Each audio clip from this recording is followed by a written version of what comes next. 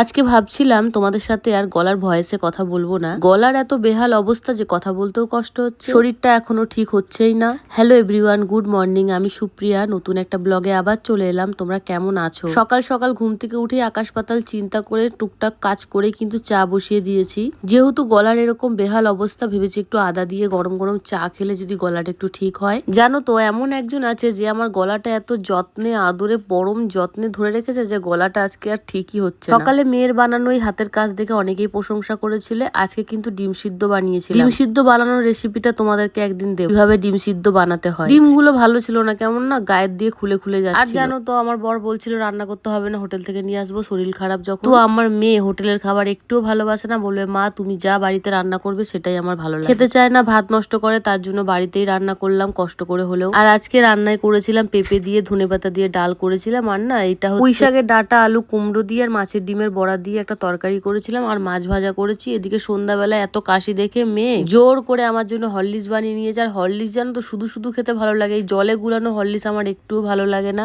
কিন্তু মেয়ের বকা শুনে আমি খেতে বাধ্য। একটুও ভালো লাগছিল না খেতে, জোর করে করে বকে বকে খাওয়াচ্ছিল আমাকে। মেয়েরা কেমন বড় হলে মায়ের মতন হয়ে যায়, তাই না বলো? শরীরের সঙ্গে কি মনের কানেকশন আছে? কেননা শরীর ভালো না লাগলে কিন্তু মনও একটুও ভালো লাগে না। কথা বলতে ইচ্ছা করছে না, কোনো কিছু কাজ করতে ইচ্ছা করছে, মনে হচ্ছে চুপচাপ শুয়ে থাকি। আর এদিকে দেখো মেয়ে জোর করে আমার একটা বিস্কুট দিচ্ছে, আমি আবার ওকে তুলে দিচ্ছি। আমি খাবো না, জোর করে দেবে। মেয়ের জামাই কিন্তু একটা ফুটো আছে, তোমরা এটা কিন্তু অ্যাভয়েড করো, আমি ঢাকা দিয়ে দিচ্ছি। ভিডিওটা কেমন লাগলো জানাতে ভুলো না। আজ তাহলে আসি।